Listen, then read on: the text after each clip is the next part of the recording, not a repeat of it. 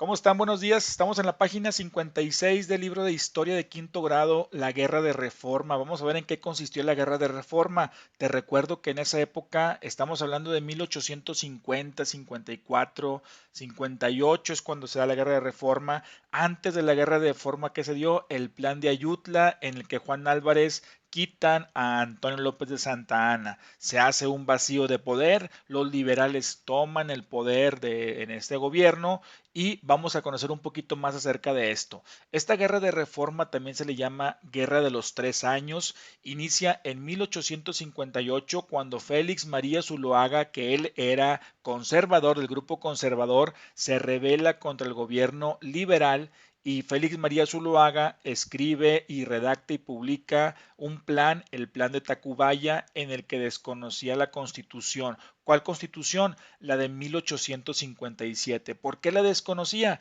Porque esa constitución era una constitución que tenía ideas liberales. Acuérdate de la ley Juárez, de la ley Lerdo y la ley Iglesias. Esas tres leyes, Juárez, Lerdo e Iglesias, estaban en contra, quitarle privilegios a la Iglesia Católica, quitarle privilegios al ejército, quitarle privilegios a los terratenientes, que los terratenientes eran los dueños de grandes extensiones de tierra. Entonces, como está aquí, dice más adelante, ¿cuál fue el principal motivo de este plan de Tacubaya? Que los conservadores, la iglesia y el ejército querían seguir manteniendo los fueros. ¿El que era el fuero? Era esa protección y la constitución de 1857 se los quitaba. Entonces los conservadores comienzan a luchar para defender esos privilegios que tenían y esta guerra dura 3 años y los liberales pues querían defender esta constitución.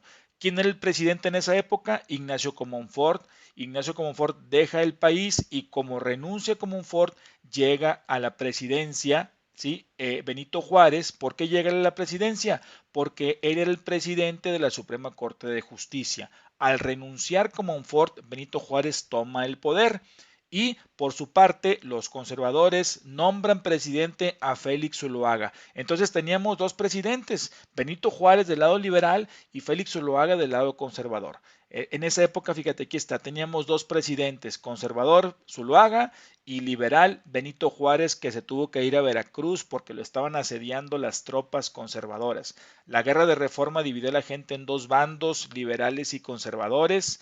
Finalmente ganan los liberales en 1861, entra Benito Juárez triunfante a la Ciudad de México y se consolida el gobierno liberal. En esta guerra se promulgan las leyes de reforma, que aquí están un resumen de las leyes para que lo revises con calma. ¿Sí? Las propiedades de la iglesia pasan a ser de la nación, se crea el registro civil, los nacimientos, matrimonios y muertes se registran se crea este registro civil, el gobierno va a administrar hospitales, cementerios, se establece que cada quien elija su propia religión, libertad de culto, ¿sí? Y estas leyes fueron muy importantes, permitieron un cambio en la sociedad. Entonces, esto fue el tema guerra de reforma, liberales contra conservadores. Revísalo muy bien, escucha bien la información y lee la página 56 y 57, sobre todo esta parte de aquí, ¿sí? Aquí esta parte refleja los cambios principales que hubo,